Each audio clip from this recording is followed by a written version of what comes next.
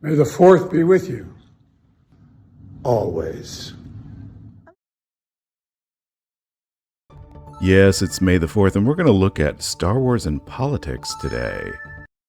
A lot of people may think of Star Wars as a mere piece of escapist fantasy, but George Lucas was very clear about what he intended Star Wars to be. When I did Star Wars, I consciously set about to recreate myths and the classic mythological motifs, and I wanted to use those motifs to deal with issues that existed today.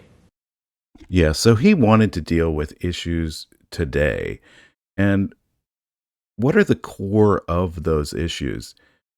He also says that very clearly. The film is ultimately about the dark side and the light side, and those sides are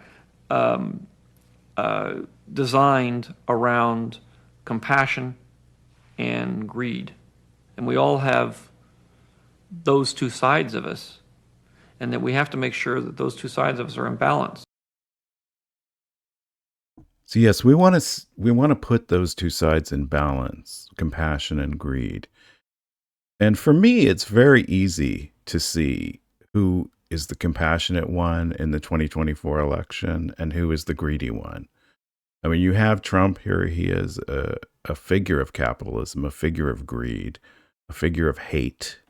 And then you have Joe Biden, someone who is noted for his compassion. But it may not be as easy for the rest of you out there to see it that simply as I see it. And it's not a simple solution. And one of the ways to look at this is to just look at the imagery in Star Wars. In the beginning, we see the stormtroopers, and our heroes are fighting them. In the first trilogy, they're always fighting the stormtroopers. Then in the prequel trilogy, these figures, the clone troopers who look very much like stormtroopers, are fighting alongside our heroes. And then as our heroes begin to change, they're still fighting with them until finally we see our hero become our villain and the stormtroopers are there behind him. But he changes once again, and here he is standing with our heroes again through the help of his son. And there we go. We see him as the younger Anakin. And I think that, although that was much derided, it was a very important image so that younger audiences could see who they were actually talking about, rather than that the actor who had played Anakin in Return of the Jedi, we see the Anakin that we had known from the prequel trilogy. And but even for George Lucas, evil is a very difficult thing to understand. Well, there's a lot of people like that. I mean, you see them all the time, and that's what I wonder. I wonder, how can those people possibly exist? How could they live with themselves? How could they, what is it in the human brain that gives us the capacity to be as evil as human beings have been in the past and are right now? Well, you've been probing that for a good while now, 25 years. Have you come to any conclusion? I haven't.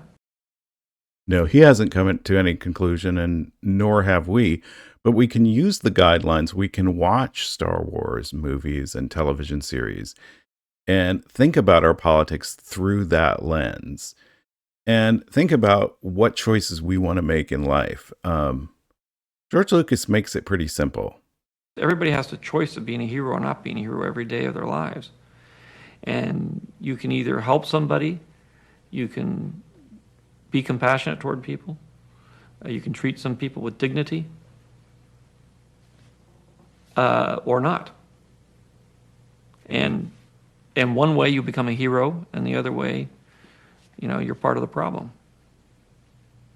And it's not a grand thing.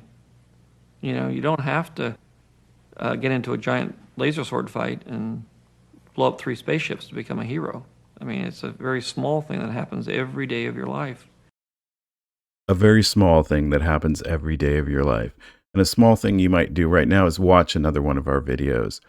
Before you go and watch some Star Wars content, may the 4th be with you.